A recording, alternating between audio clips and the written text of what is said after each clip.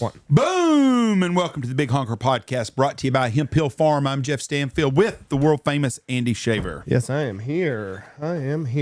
3 days to go in hunting season here. Can you believe that? Yeah, we started in September. It's been pretty busy. Been pretty busy. Yep. Thank you for all the customers that have been here. I appreciate y'all. God bless y'all. And thank y'all so much for helping my family out the way you do. We'll talk about some different things today, but first thing we'll talk about is the old Stony LaRue song, The Oklahoma Breakdown. Wow. Oklahoma Breakdown. Oklahoma, if you're a waterfowl hunter, and first of all, I'm not going to mention any names of any outfitter or any guide. I know a lot of people in this business and connected to a lot of them in all different places and facets in the United States. Hold on just a minute. Uh-oh. I guess I'm losing my weight. My damn ring fell off. But you threw that in the trash about a month ago. I know. It just keeps slinging off. So I'm not going to mention any names. Some of these people are my friends. Some of them are not my friends. Some of them I know. Some I don't know. But I do know there's been a rash of waterfowl tickets, I guess is what you'd say. I don't know the word. Yeah. But there's a bunch of them. The baiting one is what amazes me. Yeah, that's one of those that is preventable. Yes, I would say. Yeah, you don't. I've got two theories on it. First of all, for everybody to know, there's been a rash of outfitters in Oklahoma have been caught for baiting this year. A lot of them, like 3 this week, and a bunch. And some are really big guys, and some are not big guys. And you can get on the internet and find it there. It's everywhere. I mean, they're talking about them. We're just not mentioning no names. I don't get that because if you're hunting on a pond, I have talked numerous times about when I was a kid growing up. We broke the law all the time. Mm-hmm. We didn't hunt over a bait, but we shot more than our limit many times. Yep. I mean, our limit was 100 shells, me, my dad, and my brother. Yep. And when we had 100 shells, we were done. Some days we killed 7 birds. Some days we killed 62. But that's when we were done. But we were hunting on our own. And I know there's guys that have deer leases places that probably put corn in their ponds. And I had a guy tell me one time on his deer lease, he did this. This is years ago. When I was in the business, he was telling me about his ponds on his deer lease. He said, we shoot ducks all the time. He said, I throw some secrets out for him. I go, what do you mean? So I put corn out there. He goes, this is the way I look at it, Jeff. He goes, we shoot 300 ducks a year off of our place. He said, we feed 3,000. Yeah. He said, so what's better, me feeding 3,000 ducks or killing 300? Well, if you looked at it that way, I guess I could see where you'd justify it in your head, but it's still wrong. Anybody can justify anything. Right. But it's still wrong. But as an outfitter, if you're taking clients out there, I just don't know how you can put yourself in that situation. It's just a matter of time. I mean, especially with the technology that we have, that people have today, I'm assuming there's a lot of drones flying over. When you get the feds involved with anything, I'm sure they are going to spare no expense.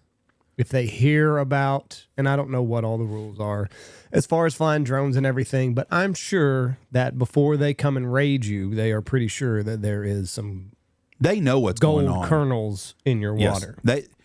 The feds don't go and do raids on places unless they have just cause. Unless it's locked. They know what's going on. Right. It's not just a random. It's not like hey, let's go see if they've got bait in their pond today. They know what's going on. One of the victims of this, one of these places that got caught, because a kid reached out to me, is a kid that's under 20 years old. He's in his teens still. Yeah, it sucks. Went to work for somewhere. They sent him out to guide a hunt. And he didn't know. And he Allegedly. didn't know. Well, supposedly he didn't know. I'm sure a lot of people didn't know. Right. A lot of people didn't know. But I'm sure the outfitter, this was all the farmer feeding his cows next to the pond. But I doubt the outfitter knew when it goes to court.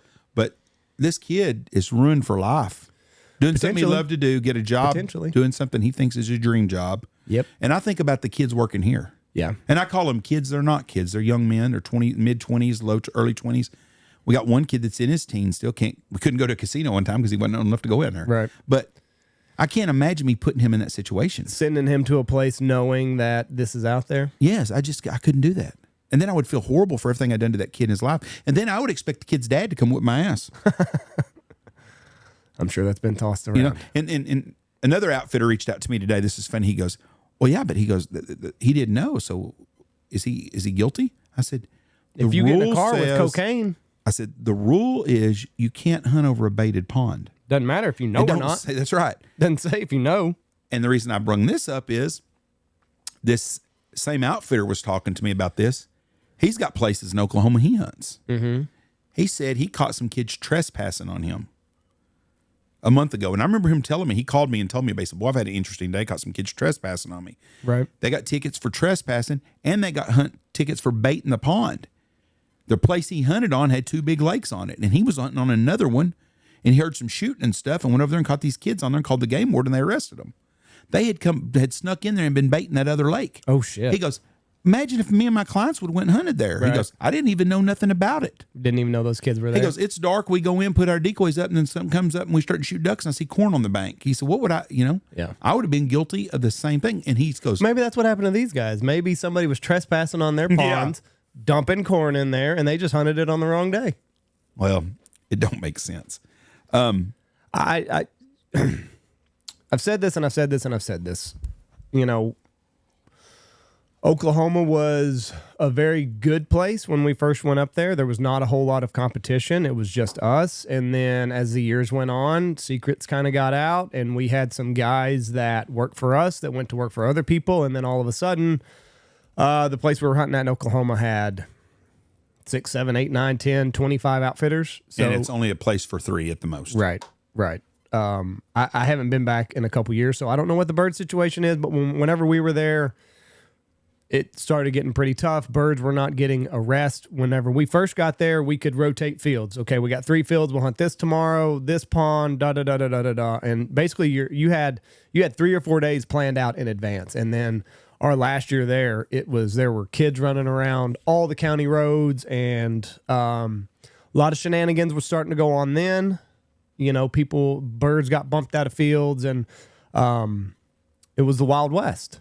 And it's gotten worse, 1,000 times worse from what I'm understanding. Like a guy told me, and I'm telling you right now, I've had 10 outfitters from Oklahoma call me in the last 24 hours.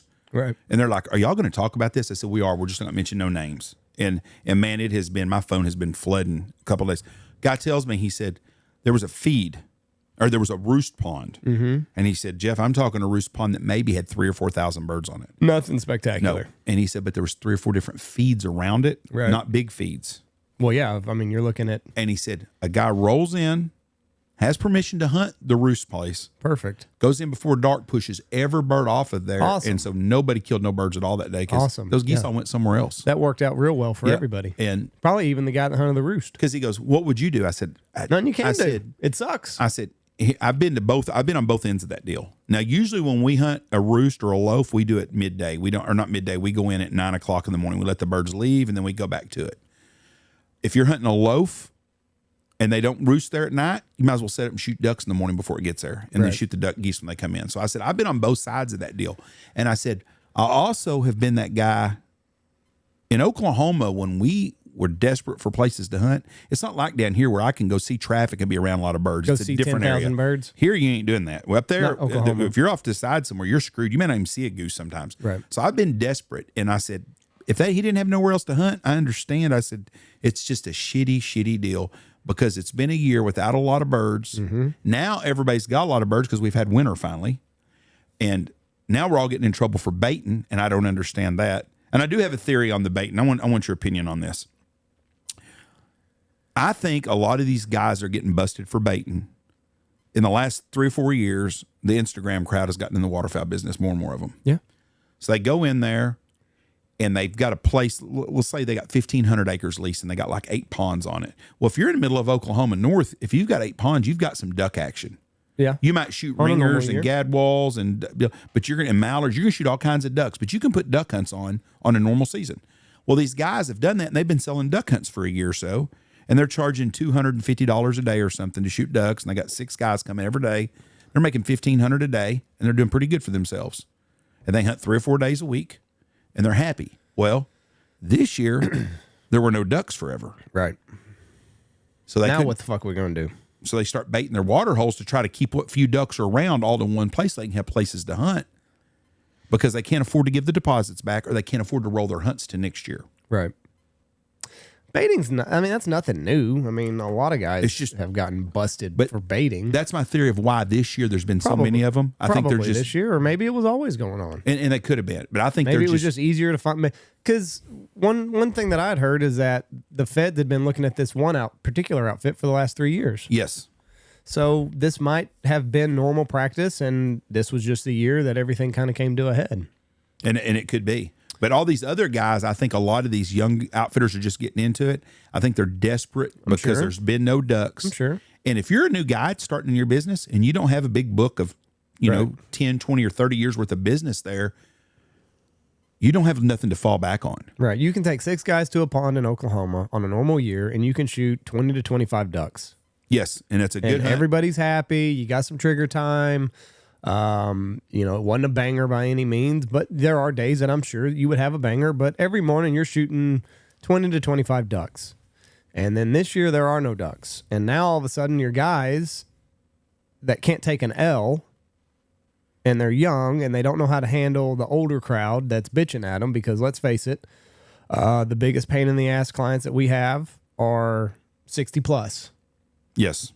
Right? I mean, Yes. is that fair to say? I think my age group is pretty, like, we had a bunch of young guys here this last weekend, and they were just over the moon with everything. Yeah, older guys are the harder. Older guys, yes, they're harder. There's no doubt. You get a group of older 60-year-old guys, they've seen it all, they've done it all. Right. Now, not saying that they don't understand when it's a good hunt or a bad hunt. Yeah. Just saying they're grouchier. When it's a bad hunt, they're grouchy. Yeah. They're And more, And I can handle those guys. Yeah. But you get A young 19-year-old kid, Right. it's That's tough. got no life experience. Yes. And this is his first big boy. This is his first time dealing with a lot of people. And this is also his first year dealing with an upset crowd. You start to get kind of desperate. And then what do? You try to attract as many birds as you can. And that leads to some not so wholesome practices. Another outfitter's got a 19-year-old guide talking to me. And he was talking to me about all this. Well, it should be like this. It should be like this. And my inside, I'm thinking, you're 19 fucking years Shut old. the fuck up. Shut up. I'd been in this business almost 20 years before you was born. Right. And there's no validity to nothing you're talking about because you don't have a clue. Right.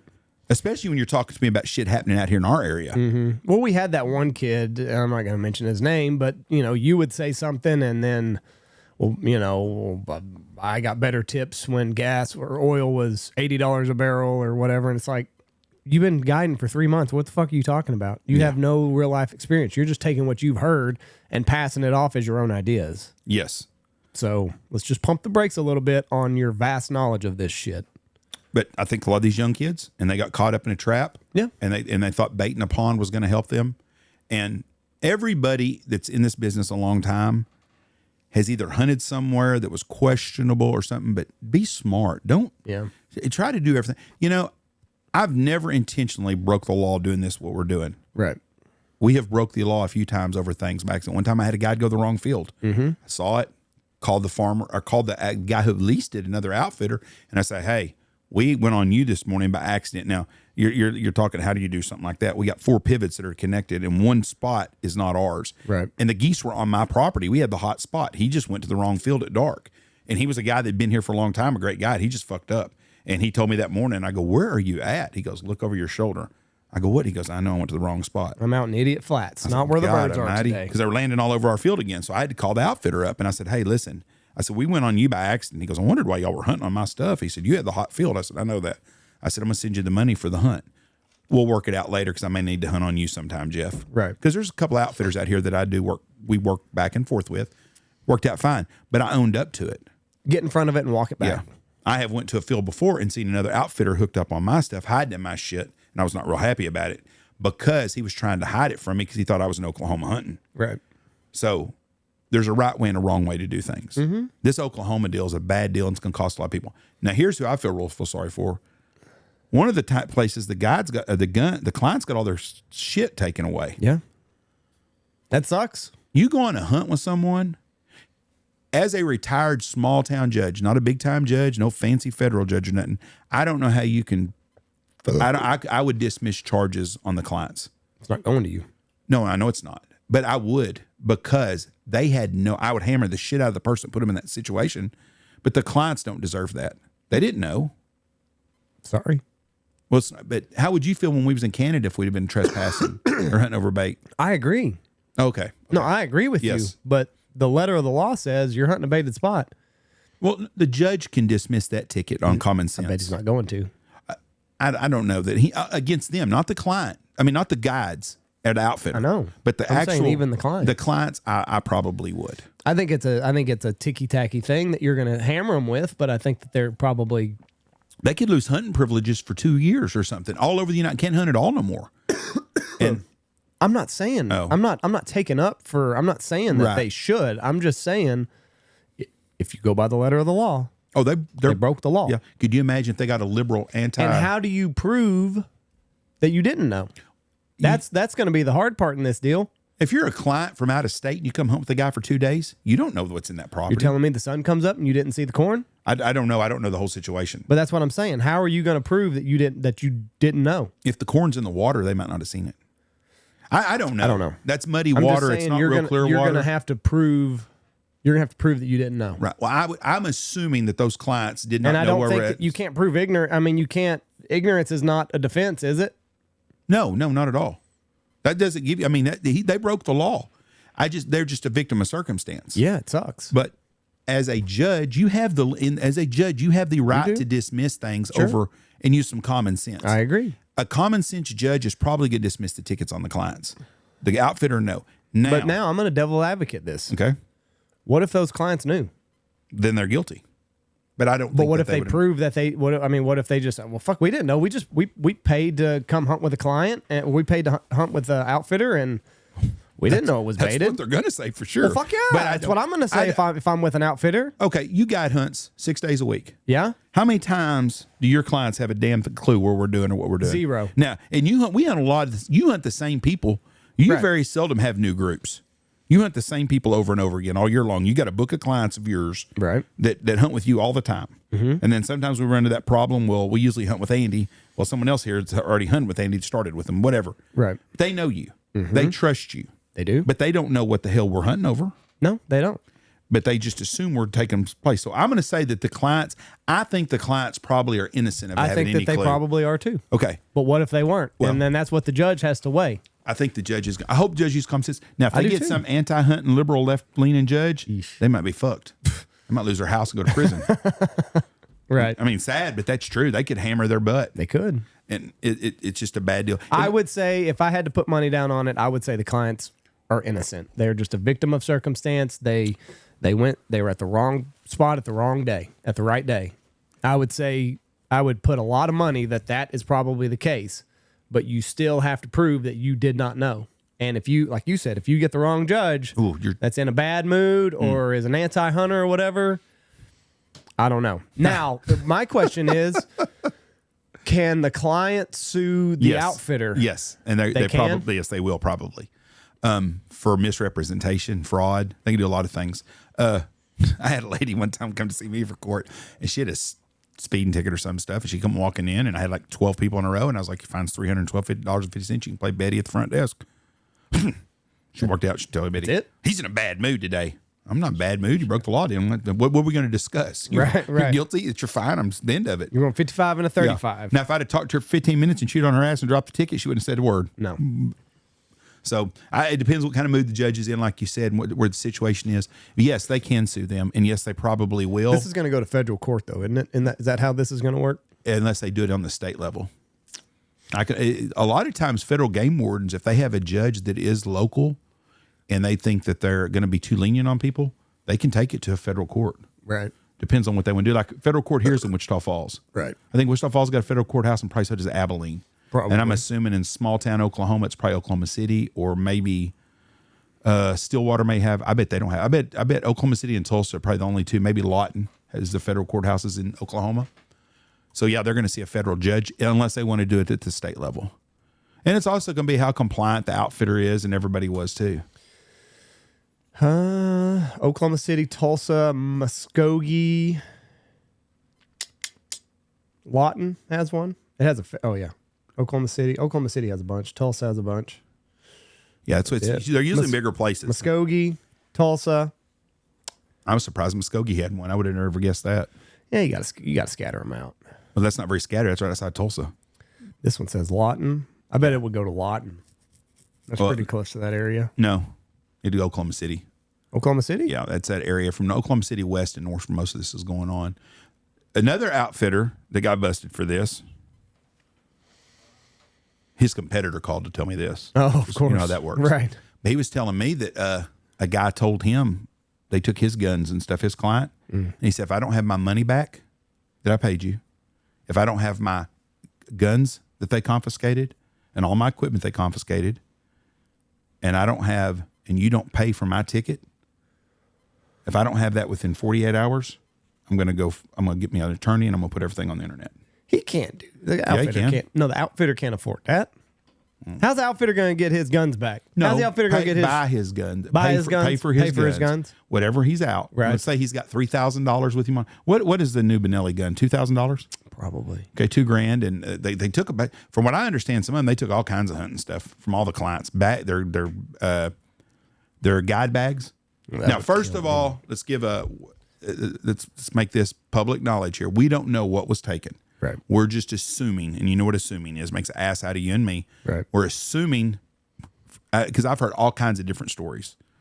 And I heard a story from a guy that was involved with one of them, who I trust is a friend of mine, an old friend of mine. And so I know that I've heard different stories about them confiscating the vehicles. They did not confiscate the vehicles or the trailers. That's not true. No, but they did take the equipment that was on the hunt that this happened on one of the places. Right. But they did take guns. I think the guides bags, every client. So every client's got a bag with all your calls and all that stuff in there is gone. That would piss. It's kind of like losing your wallet. I don't mind you taking my cash in my wallet, but God doesn't give me my credit cards and shit, so I don't have to go through all that hassle. Mm-hmm. Well, these people, if they took your guide bag, how much of those calls? A lot of those sentimental calls to you. Well, the bag itself is. I mean, it's an old Filson bag, and it's been with me for a while now, and it's got a lot of wear on it, and that would hurt probably more than... That's what I'm saying. Losing my bag and losing my lanyard would probably be the two things that would hurt the most. Your gun don't have any sentimental reason to deal to you, does it? No. It's just a gun. Yeah. And most, unless you're shooting grandpa's gun or your dad gave that Right. to you for graduation, most people are shooting a gun they bought. Right. You know, I've got an old over-under shotgun that I'm going to give to you boys when I die. I'm actually probably going to give it to one of the grandkids. And it means more to me than anything I have because of the times that I had with it. Yeah. But the other shotguns I have are just guns. Take it. That little Benelli 28 gauge is sweet. That Mossberg 940, I have a couple of them. I got a Mossberg over under I love. Those are guns. Mm-hmm. I love those guns. The decoys, I mean, unless you're hunting with grandpa's fucking wooden decoys, take them. Yes. They're replaceable. You can buy them. Yeah. I mean, but... And even the bag, to a certain extent, is replaceable, but it's just... The lanyard, the memories. Just knowing, because like my bag, it's got some character finally. You know, I finally reached the point where this bag is starting to like, you know, show some wear and, you know, clients really like it. 40 years from now... Hopefully I still got the same bag. Your boys will probably have that bag. 50 years for sure. You're not going to be hunting at 87 probably. Let's just say 50 years from now. Yeah. Your boys have your bag, and that would mean something. This is Dad's bag. He guided with this all those times. Well, so there's some stuff taken from somebody that meant a whole lot to them. Yeah. And it's just, boy, what a shit show. Mm-hmm. And so avoidable. Yeah. This is one of the most It's kind of like, one guy called me and he asked me if we'd ever been this way. I said, you have been burning up the phone. Oh, my phone's been blowing up. I mean, I'm telling you, for 2 days, it's been going like crazy. And one guy asked me, he goes, "You've never had a ticket at all?" I said, "I've never had a game violation. Moving violation, multiple times. Knock on wood. A game violation, no." And I said, "Yeah, knock just on not wood." Worth staking your business. I said, I try so hard to do everything right, and I worry more about screwing up on some paperwork in the processor than I ever do anything else. Right. But we try so hard. We hunt where we're supposed to hunt. The other day we had a place that we could have hunted. I called to make double sure because it was a different landowner, but I knew what it was, but I just wanted to make sure because I don't want to be that guy. Right. But I said, I've had multiple clients get tickets, no stamps. Yeah, but that's no license, stuff. No little stuff. But I said, I've got a waiver they sign when they sign in. If they don't have it, that's on them. Well, it says everything you're supposed to have. Yes, and if they don't have that, that's their business. Right. Because I used to hunt a guy from Louisiana that never would buy a state stamp, Every year he'd get a fucking ticket from Ronnie. And he told me one time, I go, why don't you get a license state stamp? He goes, one of these days I'm going to beat that old bastard. It's $20. Yeah, but he'd rather spend $150 and get a ticket. He got one every year for like 4 years in a row. And he's just And I fine said with something it. to him one time. I go, why every year you get a ticket? He said, yeah, I'm going to beat that bastard one day. One day he's going to It was retire. just, he said, I'm going to get through there. And he was so disappointed when Ronnie wasn't here. Oh. By that time, he'd started buying one finally. Oh, well. He goes, oh, some bitch ain't checked me now. He's retired. Yeah, and he hunted with us this year. I should have asked him if he's buying state If you stamp bought your again. state stamp again? But he signs that waiver every year. Yeah. And he didn't care. It become a game to him to get by with it. I mean, if you got money, you don't. What's $150 to play a game? Ticket, Right. that's one of the weird things about court and judging, and we talked about that a lot at judges' conferences. Repeat offenders? No, the fine. A fine is a burden to someone with no money. Yes. There's no burden to someone with a lot of money. Yeah. If you got a couple million in the bank, If you've got it's more of a game. Let's see. Is this year that I don't get a ticket? even if you, let's say you're making $500,000 a year. Right. If you're making $500,000 a year, you shouldn't have financial problems. But they do. They have bigger financial problems than someone making $100,000 and more than someone making $30,000. But you still take a guy making a damn good living, does whatever he wants to do, can put everything on his credit card, got credit cards with $100,000 limits on them, just would do whatever he wants to do. And he gets a speeding ticket. It costs him $250. Ain't no big fucking deal. He's just going down the road. Tax for driving fast. His issue is eventually he could lose his license. Right. But if he gets a ticket for a $300 game ticket or whatever it is, it's no big deal to him. But you take someone that doesn't have money and it hurts them. Yeah. And that's one of the big things at judges' conferences. Are fines fair? Probably not. But it's not fair to but I don't know the answer to that. It's not fair for someone to not have to pay a fine because they don't have no fucking money. You shouldn't break the law. But it's more of a burden to someone that's poor than it is with wealthy. Yeah. That's why when I had kids gotten any ticket in town, if you were a teenager, you had to work off your ticket. Community and I service. had parents would get pissed off. Well, I don't want him doing that stuff. I'll just pay it. No, because that's not fair to that poor kid who parents can't pay it, Yeah. and he has to work it off. So I made them all do it. Maybe that would be the answer for all tickets. I'd slow my ass down. You think that guy that's making $500,000 a year is going to want to go do community service to pay that $300 ticket off? No, he'd rather pay somebody to do the community service for him. What is it? $10 an hour? How much do you get paid? I think it's 15. 15 an hour. What's really the bad deal is setting it out in jail. So 20 hours. You got to go wash vehicles and. But if you've got a $300, I've had guys too. I'll just set it out. Well, yeah, that's really a pretty good deal. If you got a $300 fine, you check yourself into jail at 10:50 one night, and the next day you get out of jail and it counts as 2 days served. $300. They pay $150 a day to sit in jail. Some bitch making $40 a day, or don't work, Right. and he's getting paid $150 a day to sit in jail, and he can be in there at 10:40. It counts as one day and be there an hour, and then the next day gets out for time served. There's always a way to work the system. Well, they do that. I feel bad for the clients. Like I said, more than likely they didn't know, but they're in a shitstorm now. Yeah, I feel the clients, and I feel bad for the guides. If a guy did not know, and you sent him to that place, Yeah. that I feel horrible for that kid. I mean, that's a stigma that's going to be with him for the rest of the time. And I don't know what the laws are in Oklahoma or the federal statute is on you losing your license. But I know that there's I know that in some states, if you get a game violation, you can't hunt for a year or two. And what's it called on the handguns? What's the rule? I can't think of the word right I'm talking about. When multiple states use the same. It's not reciprocity. Is that what it is? Reciprocity. Okay. I was going to get it right then. Reciprocity. So I don't know that if he got a ticket in Oklahoma, let's say this whole group of people hunting were from Illinois, and they can't buy a license in Illinois for 2 years or something. If you get that would absolutely suck. Mm-hmm. If you were innocent of this deal and just paid somebody to go on a guided hunt. Which is more than likely what happened. Yep. And for the kid that works there, if he didn't know, he's so excited, got a job as a guide. Man, that's a big thing. Boy, I'm a guide. Boo, boo, boo. And then go somewhere and can't let me get this. Anyways, I've had numerous people call me about this, and I feel sorry for these people. I really, really, really do. I feel horrible for the clients.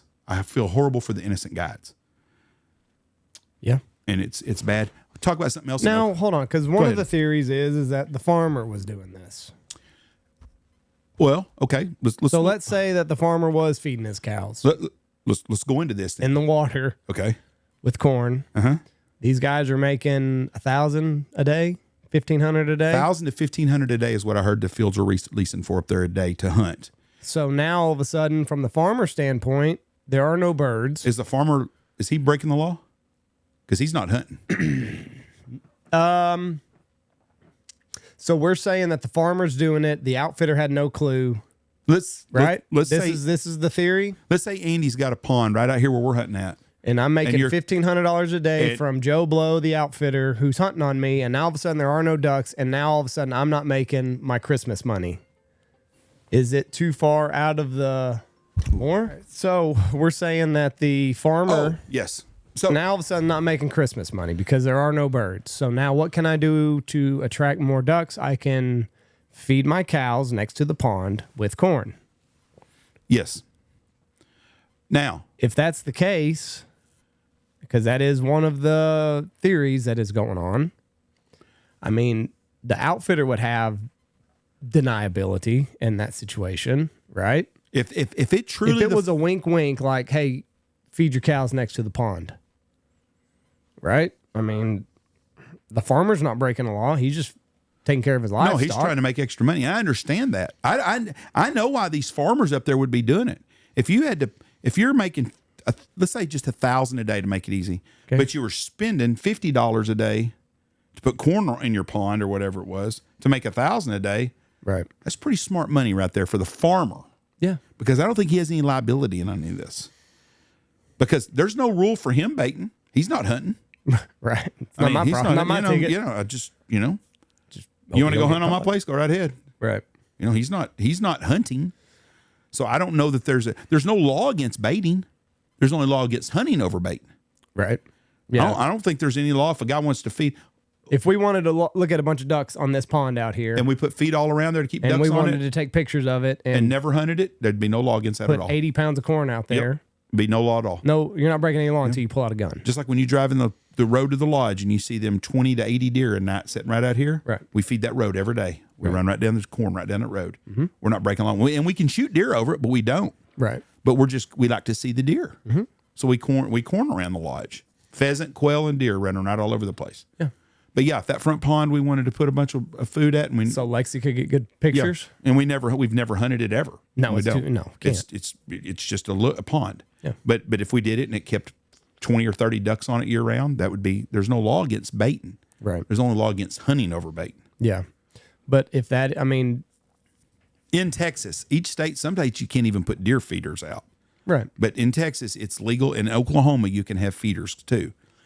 But I understand where the farmer's coming on that. The last 10 years, he's been making a killing, making $50,000, $60,000 a year because they hunt on him all the time on his ponds. And all of a sudden, he's not making any money at all. And he's like, well, I'll throw some corn out there.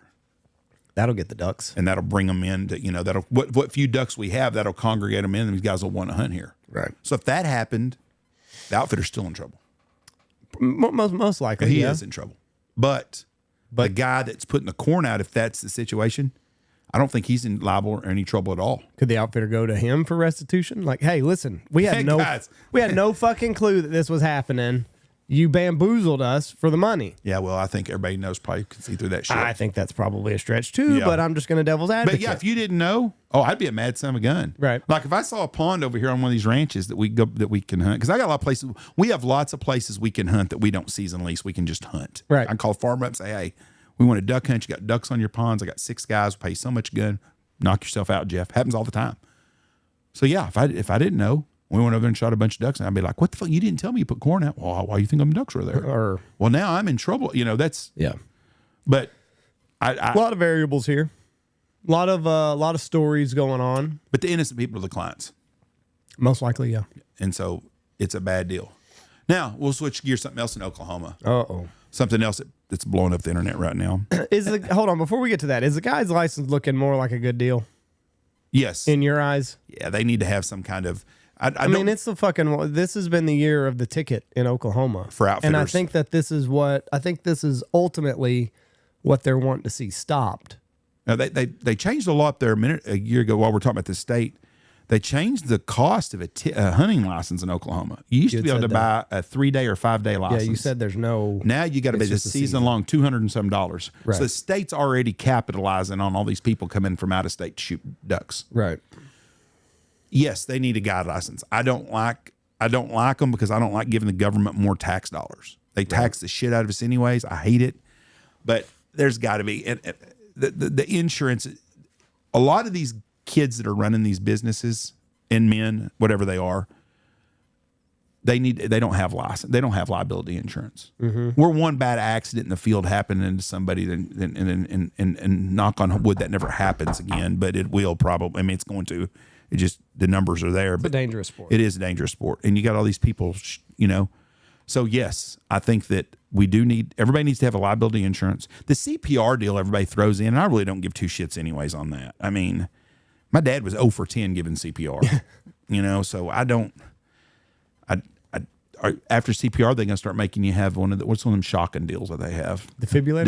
Is everybody going to have a defib with them? And then is everybody going to have you have to take a whole fucking extra tote just of medical stuff to get by with it? I don't.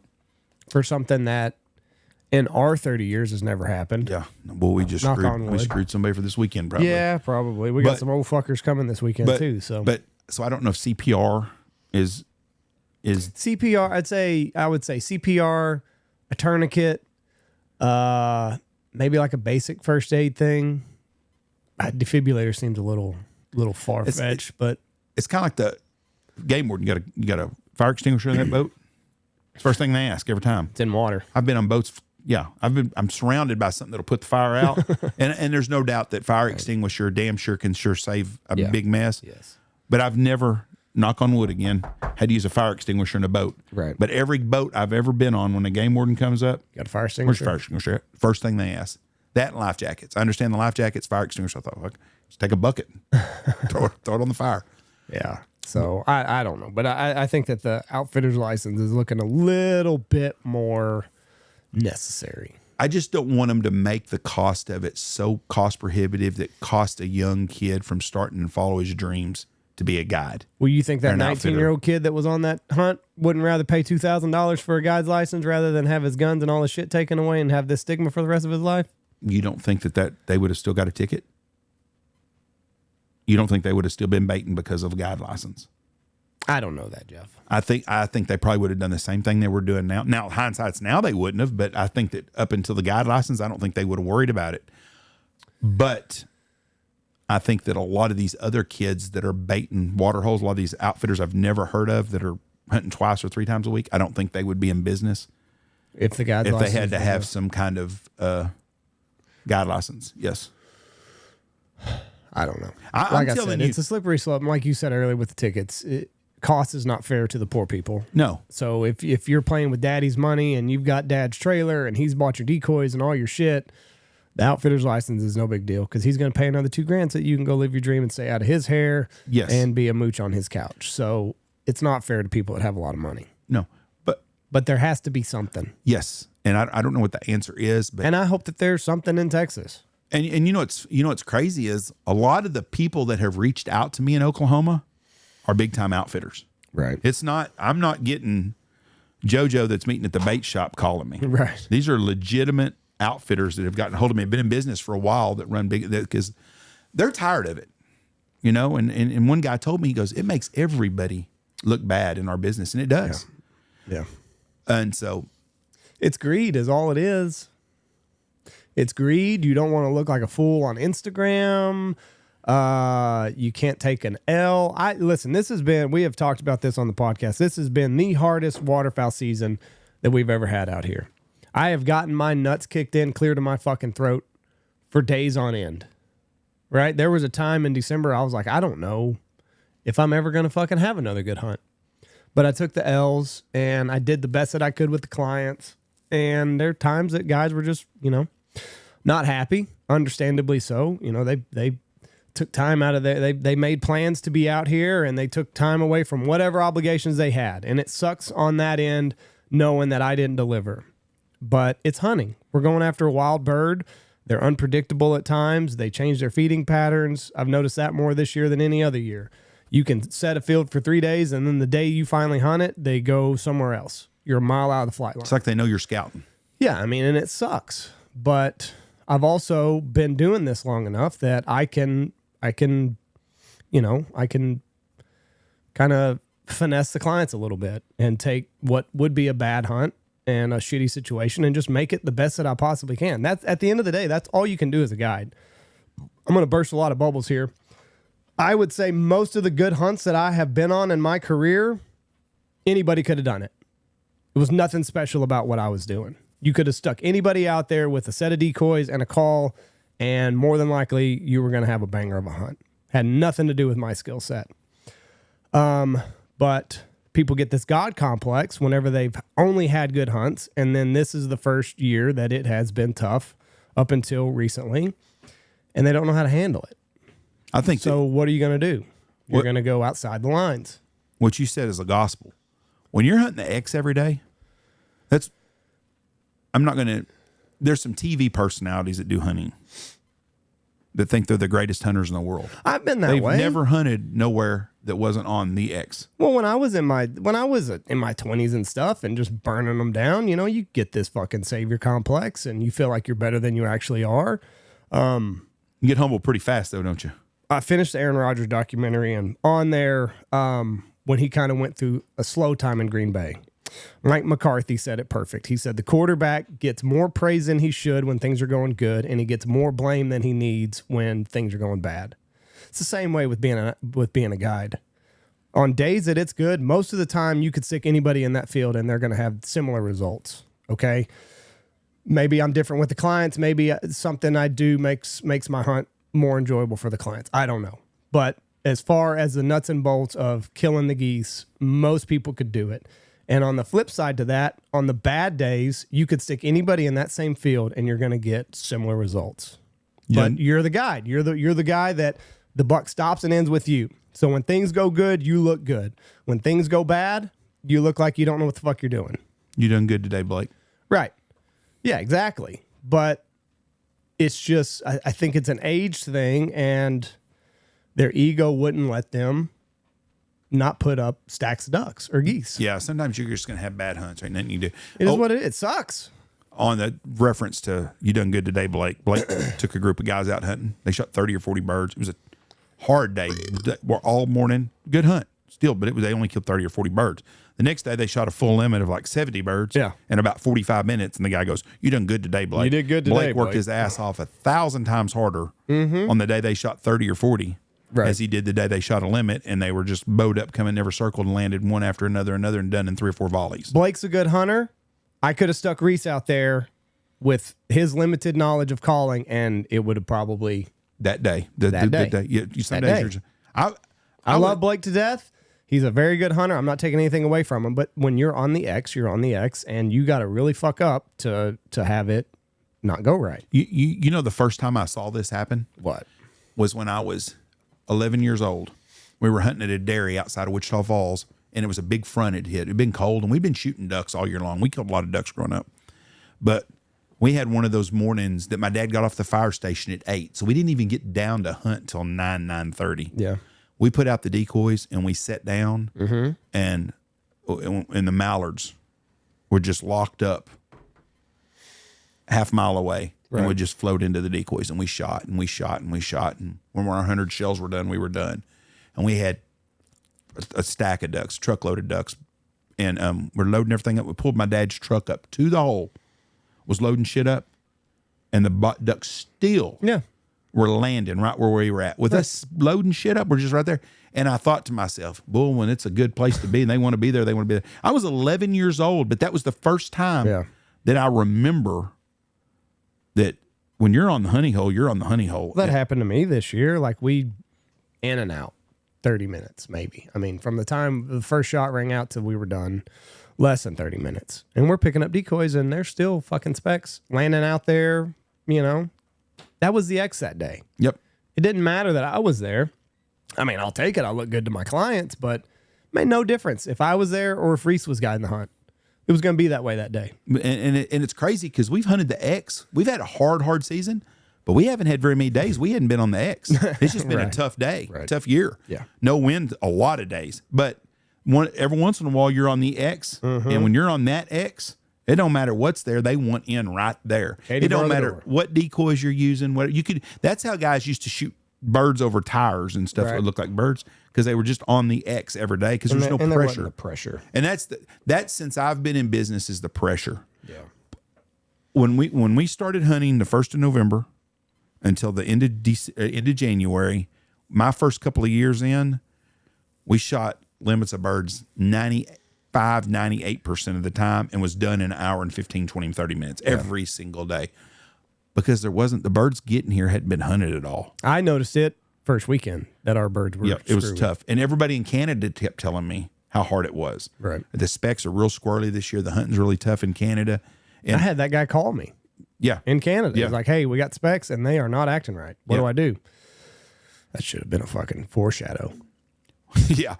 And it is. I'll tell you, well, you talking about Instagram a minute ago. There was another thing there, and I'm going to, there's a video floating around of some guys shot into a flock of snow geese the other day. Okay. They killed 197 birds out of one flock. No way. Yep. How? How many guys are there? I don't know. 10, 12 guys maybe. And they shot how many out of one flock? 197. It's all over Instagram. There's no way. I can tell you the outfitter's name. I'm not going to say his name. They have punt guns? No, they good guns. They landed like 3,000 or 4,000 snow geese. Oh, and just flock shot them? They shot the shit out of them. Wow. But they shot them at 30 yards, probably 3,000 snow geese. They killed 197. They killed, we got it all on. I'll tell you exactly how many they killed. That's a lot. That is a whole lot. Good shooters. And I had singles getting out of the spread the other day. And I'm not knocking the guy for what he did or didn't do. He didn't know 197 were going to fall. This is it. That's the video right there. Crack, crack, crack. It's kind of hard to see, but I don't see 197 falling. They called it a Oklahoma State record. They ended up with 272 on the hunt. Yeah, but that's not 100. They shot 197 out of that one volley. I mean, that bunch fell, but I don't know about 197. That's what they're telling everybody they shot out of the deal. And Okay. I'm not knocking them one way or the other what they did. But like I told somebody the other day, I said, here's the pile. Okay. And I told Good little pile. A guy asked me about it, and I told him, I said, listen, I don't think it's good optics for the non-hunter at all. Yeah, but I mean, But he did not break a law. You want to rain out. He didn't break a law. He did everything the way you're supposed to do it. Okay. I don't know if the flock, so let's get background. I don't know if it was one flock, big wad of snow geese and one flock that landed in the deal, or I don't know if they let birds land for 15 minutes there. I honestly don't know if any optics are going to be good for the non-hunter. Exactly. Regardless of if you just, piss pound that single that's coming in, or if you do that. Like, they're going to be pissed off regardless. So. But they shot a big rack of birds, and they didn't do nothing wrong. Okay. And there's a lot of people that are jealous. And a lot of people judging. Oh, there's people that are pissed? Oh, there's people. It don't matter what you put. You could put a picture of a little baby bear up there and someone would be mad about the damn thing. Somebody's going to put whatever. But anyways, they've got people, some that are mad, some deal. I think a lot of it's jealousy because nobody's got to experience that.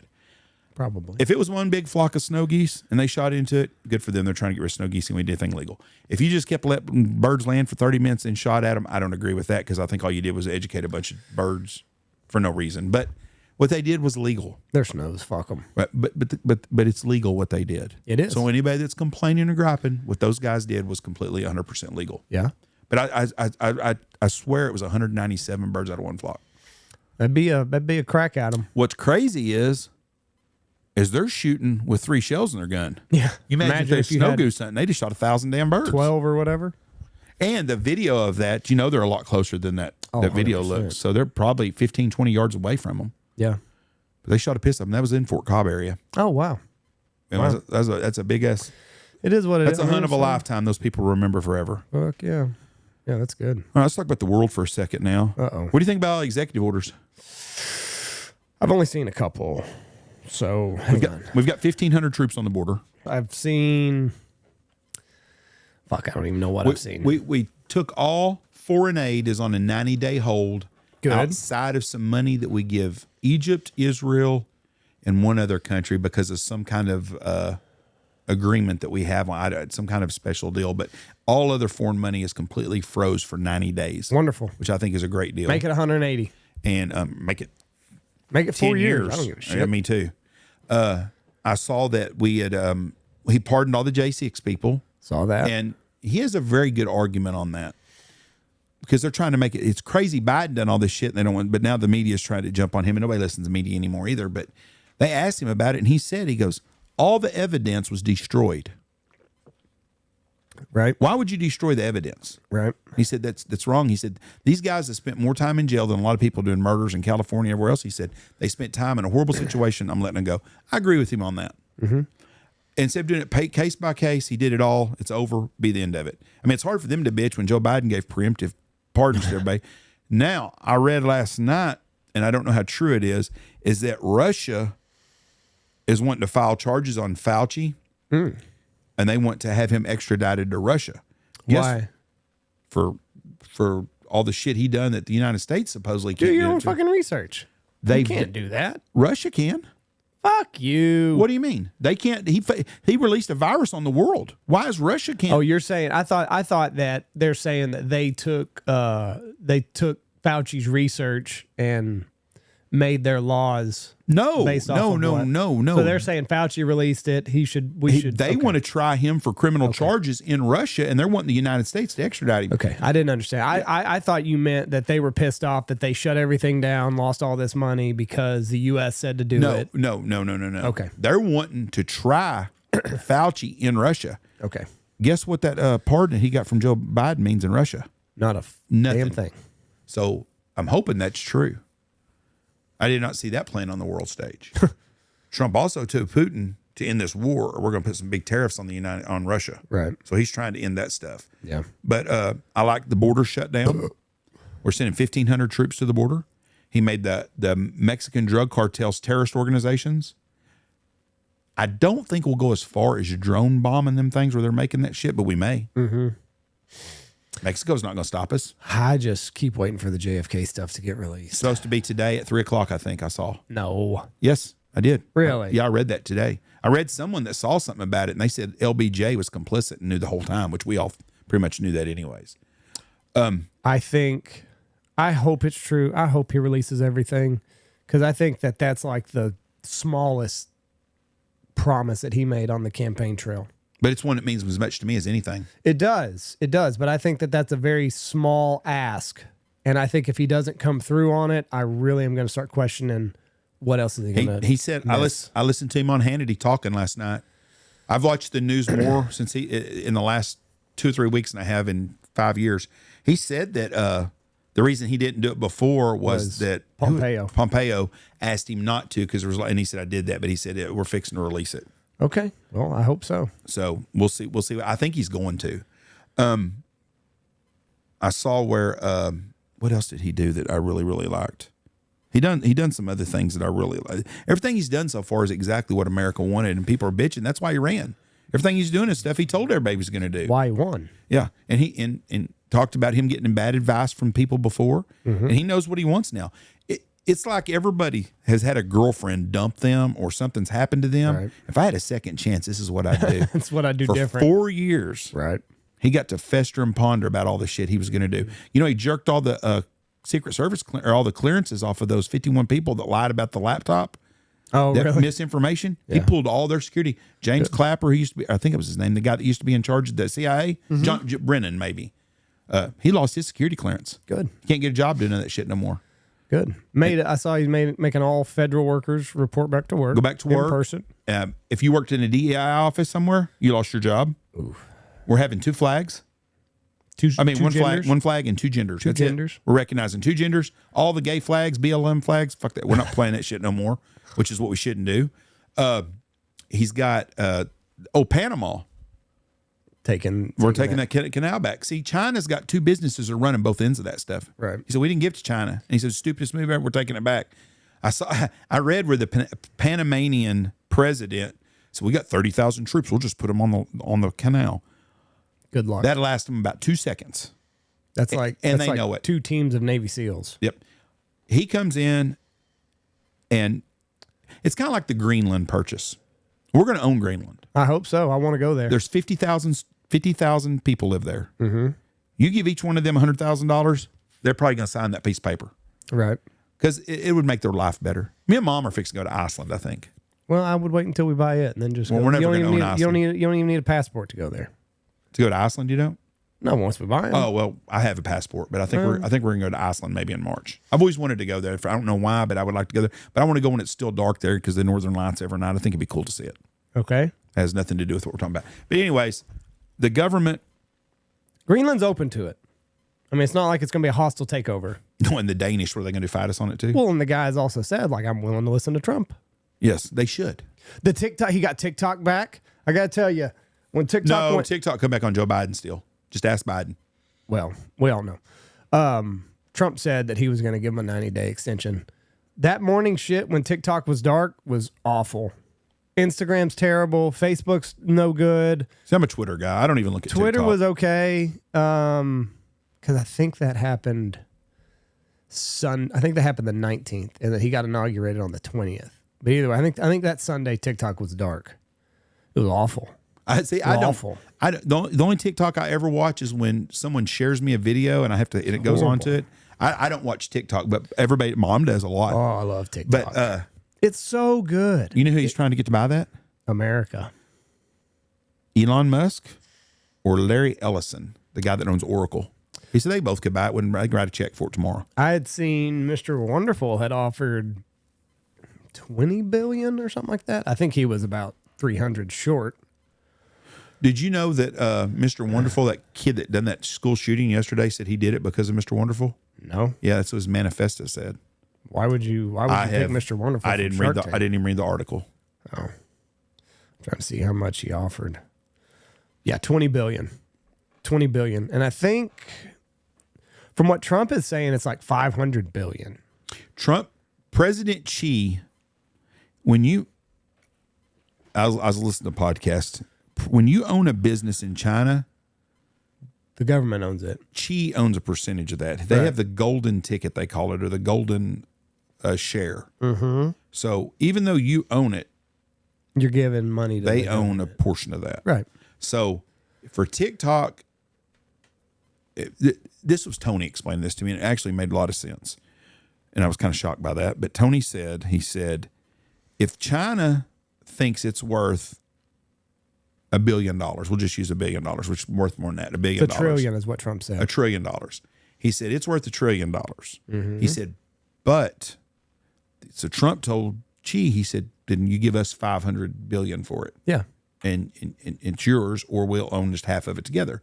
Or we can turn it off in the United States and it's worth zero. Yeah. So you can either have $500 billion or you can have zero and give half of it to the United States. Right. So I don't know what's going to happen on all that, but it's not going to go away. It's about free speech is what it is, and that's not controlled, just like Twitter's not. And the Democrats hate not being controlled. And I don't understand why that bothers them, because as a person, you got to be smart enough to figure out what's right and what's wrong. Mm-hmm. Well, we'll sell the Chinese our land over here next to military bases, but your fucking password to your credit card is too much information for them to have. This Apple iPhone, which was made in China, that everybody in America owns one of, is the biggest theft that you're going to have of your personal information. Right. Everything you have is on there. Matter of fact, I looked the other day, I was going to buy something, and it showed 5 credit cards of mine that I could push a button which one credit card I want to put on. Yeah. I don't think I ever told them to save my credit cards other than my Apple Pay. You might have and didn't know it. That's the key. I didn't know. Snuck it in there. I tried to use my Apple Pay 2 months ago, and it wouldn't work. So I did it the next day, and it didn't work on something. Next day, it didn't want to work. And I wish it never worked, because I buy stupid shit on Facebook. I see that. Ooh, that looks pretty cool. All it takes is a double click and a face. Like that spruce gum I bought, which was absolutely terrible. So anyways, it wouldn't work. Right. So I called Apple. I said, hey, something's wrong with my Apple card here. And it's an Apple card. I go, did y'all turn my card off or something? It should work. And I looked it up. 0 balance. Available credit. 100% available credit. I go, what is wrong here? Oh, you need to update your phone. When you update your phone, then we'll let you use your Apple card again. Perfect. So I thought, fuck you then. So that's now how they get you. If you use Apple Pay, you have to update your phone every time it comes available. They know what they're doing. Yeah, they got you down. Just like the way your phone gets real slow when they want you to buy a new one. About September every year, it starts slowing down. And Knock on wood, I have not. This is an old phone. I think this is like 4 years old. I think cell phone service, if they sell you cell phone service, they should be able to provide it.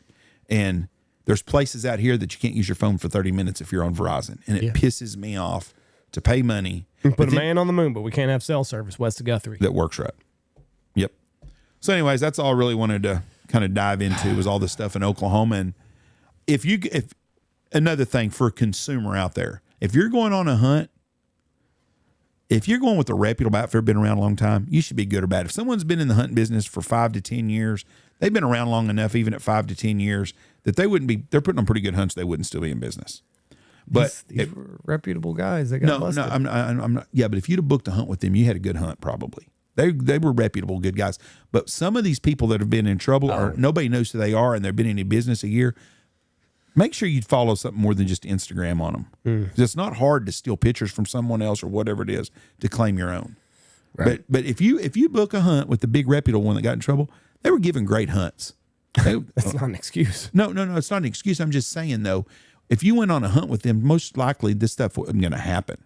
I'm just saying, do more homework on who you're going to hunt with and make sure they've been in business a long time. If you've got a hunting outfitter that's been in business for 5 to 10 years, most likely they're putting on pretty good hunts and doing the right thing. Not all of them. They're putting on good hunts and we're not doing the right thing.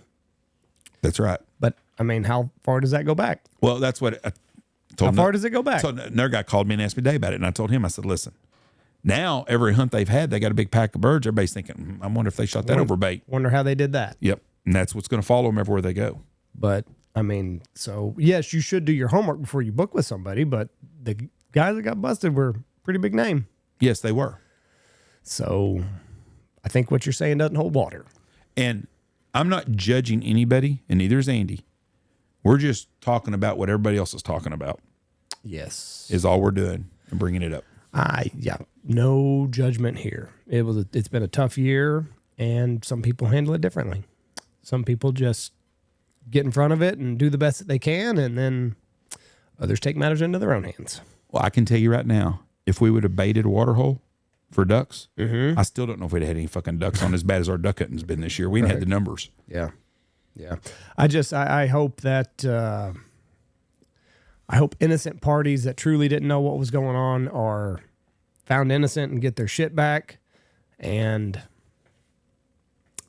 their heads are going to roll over this. It's going to change a lot of things, and I don't know what all it's going to change, but I think this is probably going to be one of the defining moments in the realm of outfitters and guided hunts. This is going to have ramifications for a while. One guy's pushing now. He wants to go to Oklahoma and wants them to limit out-of-state license. Like South Dakota? For 15 days. So he said out-of-state guides can only be here 15 days, and that's it. Oh, that's not like South Dakota. I thought you just meant. No, they can only hunt there 10 days, I think. 2 5-day blocks. I don't know what it is in South Dakota. I think it's 2 5 days. You can buy for 5 days, then you can't be successive. You have to stop like a day or two, then another 5 days. But this guy is talking about outfitter or guides. Yeah, this guy wants 15 days or you 14 can guide days here for 15 days. And that's it. You got to go home. He said no more hunting because you can't go in Texas. You don't have to be a guide. You don't even have to have a license to guide in Texas. Correct. In the line, you don't have to have a hunt license if you're just guiding. Correct. In Oklahoma, you have to have a license. If you're not shooting, you don't have to have a license. But in Oklahoma, you have to. Because you're participating. Right. And it says that for 15, he wants 15 days. He goes, I'm going to push this too. Like I said, this is gonna have major ramifications for outfitters for a while, I think. Yeah, it's going to be a big change on a lot of things. And there's going to be, I don't know. But I think this is going to be the catalyst to get this guides and outfitters thing done in Oklahoma. Probably so. Maybe they knew before. That's why they leaked it. And then the raid came. Could be. But there's a lot of shit going on up there. So be safe. And it's not Good isolated luck. This year by any means. No. There's a lot of people playing outside the lines trying to attract whatever ducks there are in the area. So got caught in the game. Yep. You know, you fuck around and paying a big price. Fuck around and find out. Yep. Unfortunately. All right. Thank you. Way it be sometimes. I thank y'all so much for listening to us. We appreciate you. God bless you. Have a great week. Come out to Turkey. Me and Andy will be at Turkey. Nashville. If you want to book snow goose hunt, holler at me, and I'll get you in touch with Blake and Nolan are running snow goose hunts in Nebraska. And we got a brand new dove load coming out from Boss. will be out. We'll have some information on that, and we're going to have a new series called Today that's going to start coming out sometime in February. We will have a What Happened Today in the World every day of the week, Monday through Friday, 5 shows a week. Day. Yep, and so that will be coming out starting in mid-February. Thank y'all. God bless you. Have a great day. Peace. Bye. Watch for deer. And check out all of our great sponsors. Go check out Dirty Duck Coffee. If your coffee sucks, it's not the duck. It's how we start our morning every single day out here. Shin Gear, they will be at Turkey, so if you want to try on anything, check out Shin Gear there. Looking Glass Podcast, Lucky Duck, Mossberg, MLR Graphics, Stanfield Outfitters, Hemp Hill Farm. Use our promo code BHP. Mallard Bay, Mitchell Chevrolet, Ducks Unlimited, Dive Arm Industries, Pacific Calls. We got a promo code there also, BHP25, and Boss Shot Shells.